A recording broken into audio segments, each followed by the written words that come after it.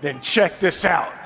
Quickly, I was just going to follow on Colleen's question. On the AI meeting, the sort of concession from companies going in was that they would allow folks to look at the underlying models at this hacker convention coming up in August. In the Vice President's statement, she said that she and the administration endorsed new laws and regulations on AI.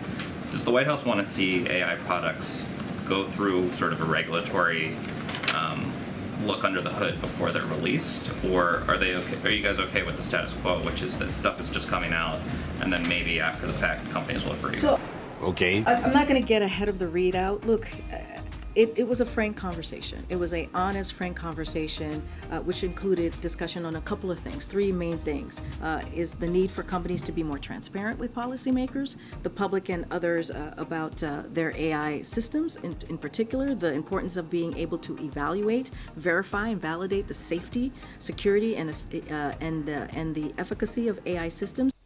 Like what?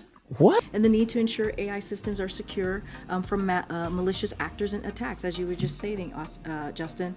Look, we have led on these issues since long before these newest generative, I should say, AI products, and will continue to do so in a way that mitigates risk. Again, mitigates risk and protects Americans. That's what we want to move forward with. And look, again, honest conversation, frank conversation. You have 4 CEOs here meeting with the Vice President and the President. That shows how seriously we take it. We had the PCAST meeting just last month to talk about how to talk to, so the President could talk to his team on what we can do. And look, we're going to continue to have these engagement with critical stakeholders on this issue. This is important to the President. Karine, I heard, you've said many times that it's up to Congress to raise the debt ceiling. If that does not happen, will the White House and the President be confident in saying we did everything in our power to avoid it? Excuse me. All right. I think the question is to Congress. Why? Why? Did they do what they were supposed to do to avoid it? Their constitutional duty. It is, I get the question, and I understand he's the President, and I understand why you all asked the question. You disgust me. How can you live with yourself? This is so easy. This is not difficult. It truly, truly is not. 78 times this has been done since 1960s. This is something that we are supposed to do. Pay our debt. Pay our debt, which we have done. We have never not done. And so, look, the President is going to have them here. He's going to lay out why it is so important and critically important that we do not allow the American families to be hurt here, because that's what the default will be. That's what their bill will do. And so it is on them. It is on them. I hope when Speaker McCarthy comes here next week, you all can ask him. Ask him that question. Oh, how? What is he going to do? He is the leader of the Republican caucus, right? The Republican conference. He is the speaker. This is something that he needs to do. Speaker Pelosi made it happen. She put the politics aside and made it happen. So, and this is something that, we want to communicate with you all, and we understand that you guys get the process here, but we also want the American people to understand, which is what the director said just moments ago.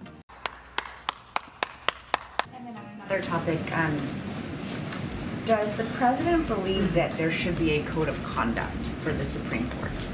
So I know I've been asked about ethics and this question many times before. Senate is currently moving forward with a process. We're going to leave it to the Senate for now.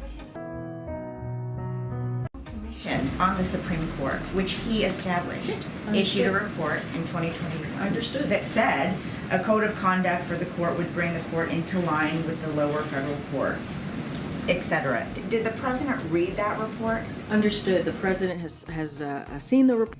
You sure about that? We have said many times before, he appreciated the bipartisan commission that came together and put the report together, put the report that you're just speaking of.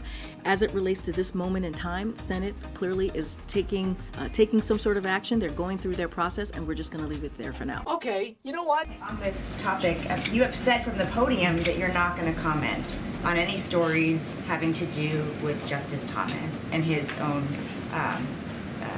code of conduct. Why not? Right now, it is being As it relates to the ethics, as it relates to that process, Senate is clearly moving forward with their own Senate procedural process. I'm just going to leave it there for now. Actually, I'm going to go take till back and I'll come back down. Who I have not called on? Go ahead, sir. Hi, I have two questions about President Sanchez's visit. Is the president going to do a joint press conference? And also, we've had the leaders of the Philippines, Ireland, and Brazil here without joint press conferences with the president. What is the threshold for which leaders get a joint press conference and which ones don't? No, I appreciate the question. We had a joint press conference just recently, just last week, with the South Korean president. As you know, I'm sure you probably listened in on it, which happened, I think, about a week ago. Last Wednesday. So that occurred. I don't have anything to share about Spain and their travels, and we'll have more details about what the agenda will look like. Look, every conversation is different. It is a diplomatic conversation that occurs when we talk about what they're going to be doing here at the White House. I just don't have anything more to share on that. Thank you. French Chief Inspector for Prison denounced in a report published yesterday indiscriminate arrest at French pension protests. She talked about systematic use of police detention as a method of repression. What is the administration take on this latest accusation against the police in France? I would refer you to the police in France to deal with this question. See the events that I would refer you to them.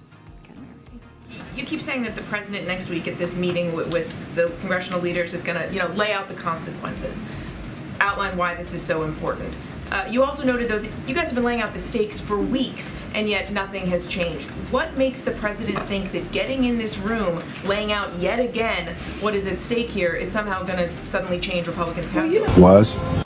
He's been the president, he's been the vice president, he's been the senator, he's been on the other side of Pennsylvania Avenue dealing with these types of issues. He knows these folks, right? He knows these leaders, and the president has been able to get things done in a bipartisan way in the past. We have the record to show that, and so he's going to sit down, have an honest conversation, a frank conversation. Don't want to get into what could happen or what might happen coming out of them, but I think it's important for the President of the United States to lay out on behalf of the American people what this will mean, directly, face to face, directly to the Speaker. And so that's what you're going to see. Look, we know that Leader Jeffries and we know that Leader Schumer and the President are on the same page. They have been on the same page for months. This is something that Congress needs to do, and we've been calling on Speaker McCarthy and House Republicans to do their jobs. So look, they're going to have a very frank and honest conversation. This is something that the President knows how to do and has done it in